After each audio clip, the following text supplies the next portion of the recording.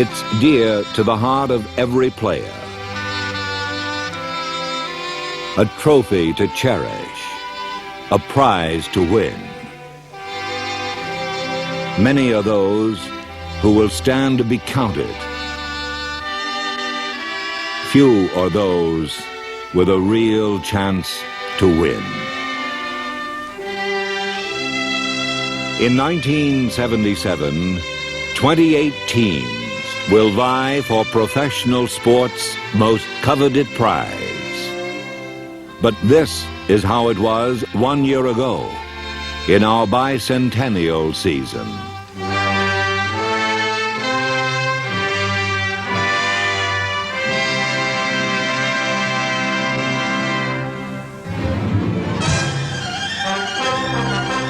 Opening day in Oakland, California. Pro football's two superpowers renew their classic rivalry. Through 3 1/2 quarters, the world champion Steelers milked opportunity for 28 points and a commanding 2-touchdown advantage.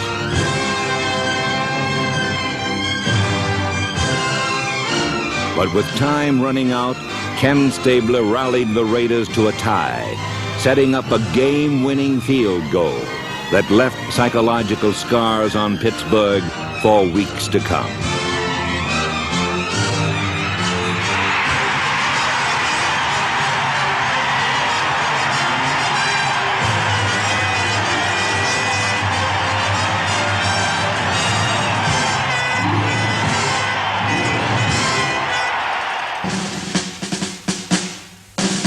But if Pittsburgh and Oakland believed themselves to be alone atop the American Football Conference, they were mistaken.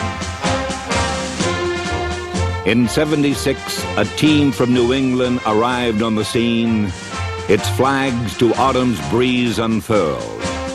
Here boldly a second-year quarterback stood, then fired a shot heard round the world.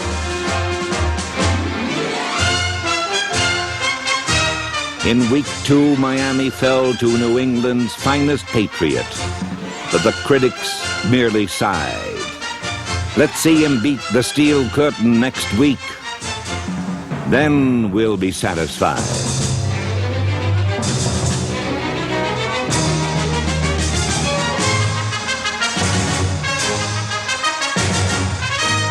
And so in week 3, Steve Grogan passed the Steel Curtain ragged. But still the critics weren't impressed. Pittsburgh had an off day, they said. They didn't play their best. Let's see the kid beat Oakland. Now that will be the real test.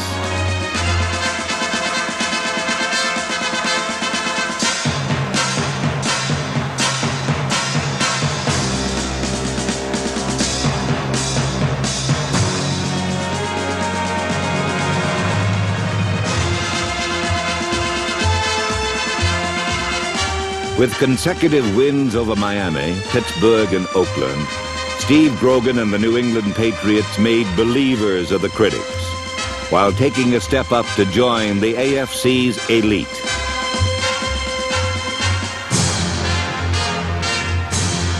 But even the Patriots couldn't win them all in the AFC.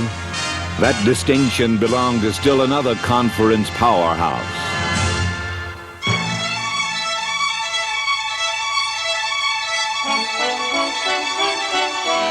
While New England was finding success in Steve Grogan's gutsy leadership, Baltimore was flying high on Burt Jones's brilliant right arm.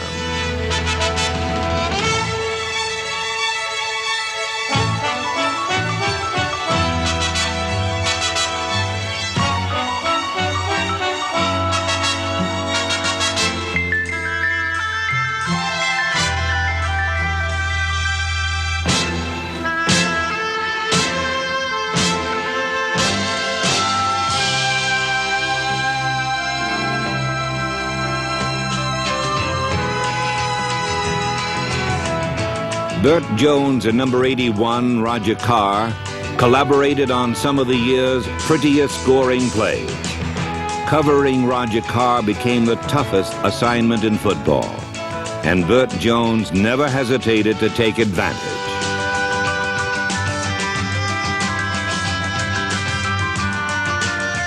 Pro football's most explosive offense, and there was more. For Baltimore also owned a group of pass rushers known as the Sack Pack.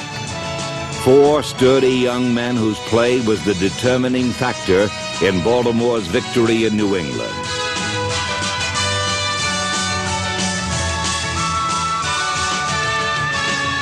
The Sack Pack and Mr. Jones. At mid-season, nobody in the AFC looked better.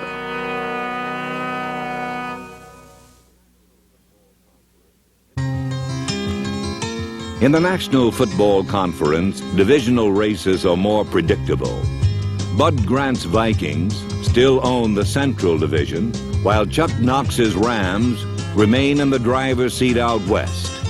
Only the names change from year to year. Last year, Minnesota unveiled first-year wide receiver Sammy White, whose 10 touchdowns earned him the nod as NFC Rookie of the Year. Not to be outdone, the Rams installed rookie Pat Hayden at quarterback, settling once and for all the Rams' annual game of musical chairs at that position. But despite offensive improvements, basically the Rams and Vikings are ball-controlled, defense-oriented football teams.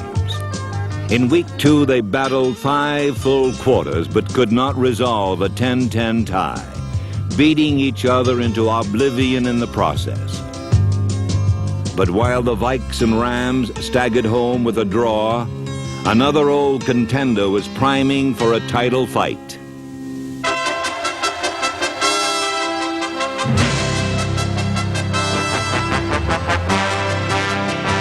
Down in Irving, Texas, Roger Staubach and the Cowboys were off to one of their finest starts ever.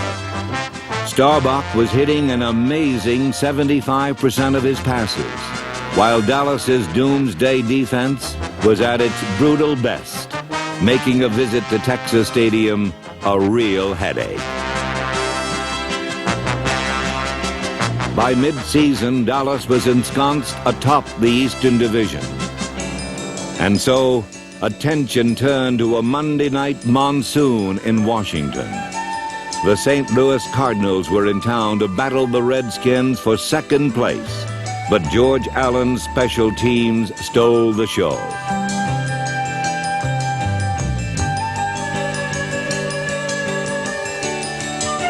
Number 25, Eddie Brown, hydroplaned 71 yards for the game-breaking score, as Washington kept pace with St. Louis for the NFC wildcard playoff berth. But in the NFC East, the handwriting was on the wall. In head-to-head divisional matchups, Roger Staubach hung the Redskins high, while doomsday hung both teams out to dry.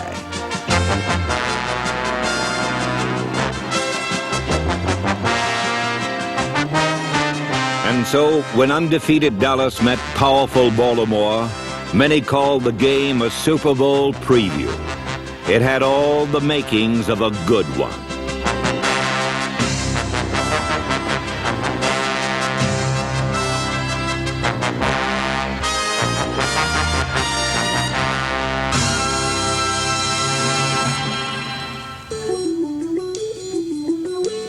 But while teams like Dallas and Baltimore occupy one end of the NFL spectrum, at the other end are the also-rans, teams for whom frustration is a constant companion.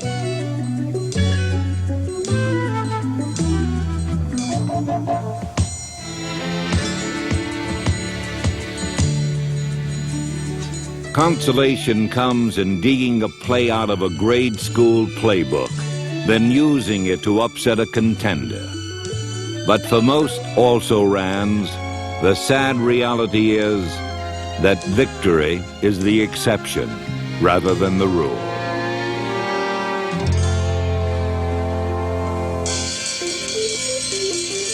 But team failure does not tarnish brilliant individual accomplishments. Buffalo won only twice in '76. But the incomparable O.J. once again rewrote his record book, this time for most yards rushing in a single game. Young running backs like Chicago's Walter Payton headed a list of 12 1,000-yard rushes, most ever in a single season. 249 first-year players made NFL debuts, such as Clark Gaines of the New York Jets. But no first-year player had more immediate impact than number 40, Mike Haynes of New England. Haynes single-handedly broke the Jones to Carr connection in New England's November rematch with the Colts as the Patriots advanced to the playoffs. But November brought no playoff berths for the also-rans. For them, there is only the hollow memory of 1976's desperation and the undying hope that in 1977 they'll be able to get back on their feet.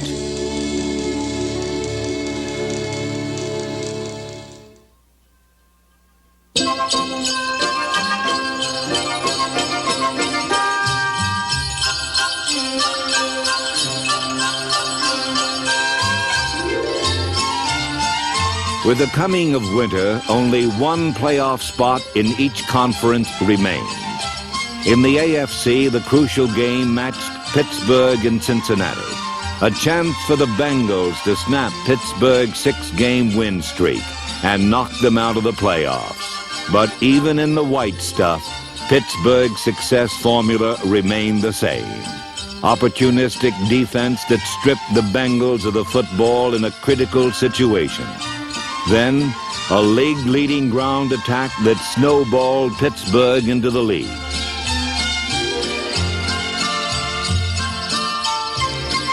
The Bengals tried to battle back, but a slippery carpet and a steel curtain wouldn't allow it.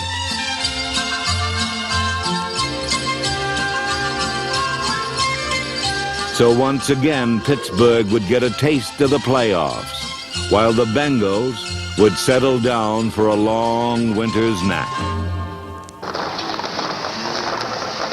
But down in the heat of Irving, Texas, a long winter's nap was precisely what the Washington Redskins were trying to avoid.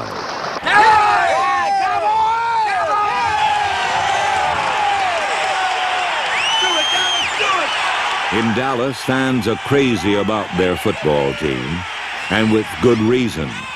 For by the season's final Sunday, Dallas had clinched its 10th playoff spot in 11 years. But Dallas fans show little love for the Cowboys' key Eastern Division rival. And so, into this friendly environment, the Redskins came needing a victory to make the playoffs. A loss, and the Cardinals would play instead. Let's make them eat their words. Be physical. Come on.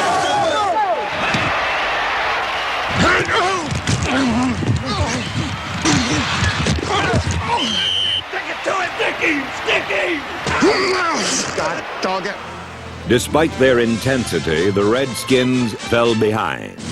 But George Allen's team knows when to reach back for that something extra.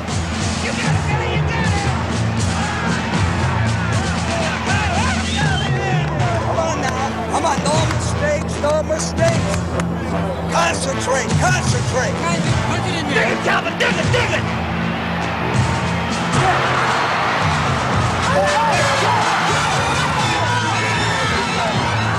Washington reached back and found victory.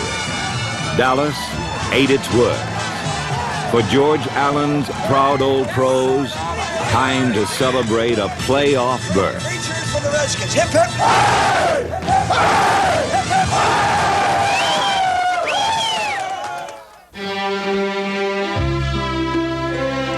But making the playoffs and staying in them are different matters altogether. While the Redskins fell in the opening round of Minnesota, Dallas's pass pocket was dismantled by the Rams. as both Eastern Division teams were battered into submission.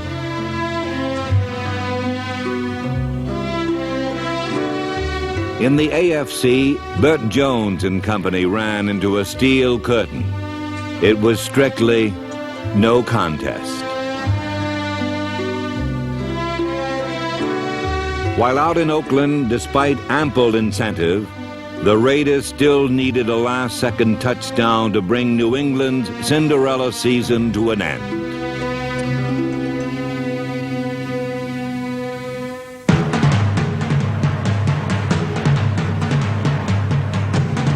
Four teams left. For them, the season had just begun. Pittsburgh, back in form and riding a 10-game winning streak. Oakland, doing them one better with 11 straight wins. Los Angeles, 11 victories with a rookie quarterback at the helm. Minnesota, 12 wins with an old pro and his newest deep threat. But after the first round of the playoffs, only 3 teams could celebrate. For the fourth, victory had been costly. Good afternoon, everyone, and welcome to Metropolitan Stadium in Cole, Bloomington, Minnesota, the National Football Conference championship game between the Los Angeles Rams and the Minnesota Vikings. The Rams slight underdogs against the Vikings on this cold, sunny afternoon. These two teams battled to a 10-10 tie during the regular season. The winner today goes on to the Super Bowl in Pasadena on January 9th. On their opening drive, the Rams powered their way on the ground to the Viking 1-yard line.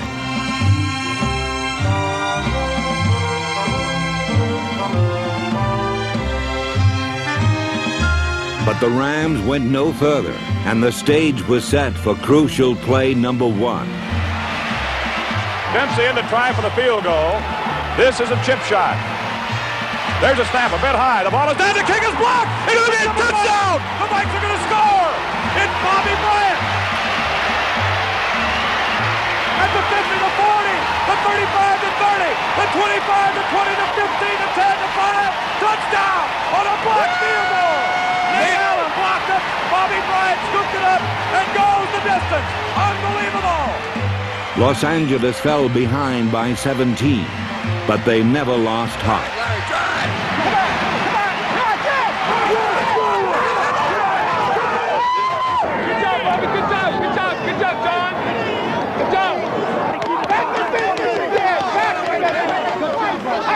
The Rams pulled to within 4. Time for crucial play number 2. He drops back to pass. He has protection. Throws the long one over the middle. Intended for Clyde. Intercepted by Bobby Bryant. Bobby Bryant with his second interception of the game. This time the Rams could not recover. For the Minnesota Vikings, victory earned them their 4th Super Bowl appearance in 8 years. Their opponent now would be decided in a gargantuan struggle taking shape in Oakland, California.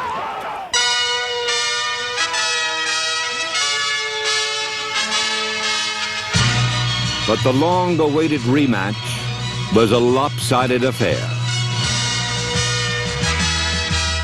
Oakland took an early lead, and with Franco Harris sidelined by injury, Terry Bradshaw was forced to play catch-up against unbeatable odds.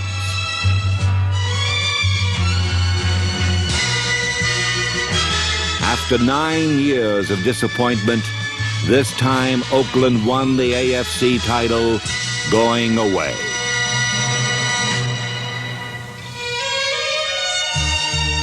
On to Pasadena and Super Bowl 11.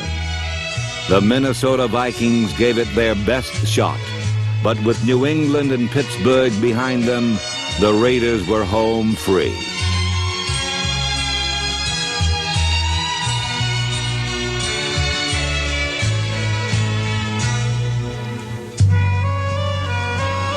Oakland dominated all facets of play, giving NFL 76 a Super Bowl masterpiece that was 9 long years in the making.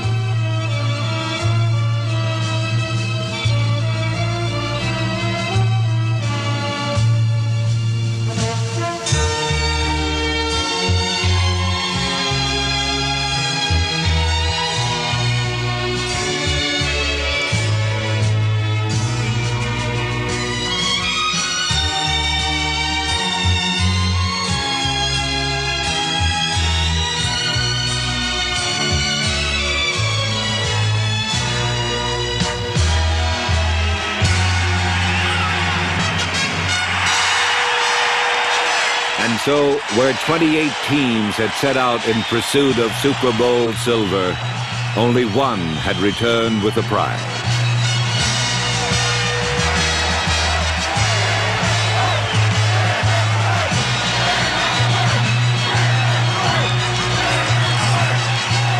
In 1977, the rest will challenge Oakland's reign. But NFL 76 belonged to the Raiders.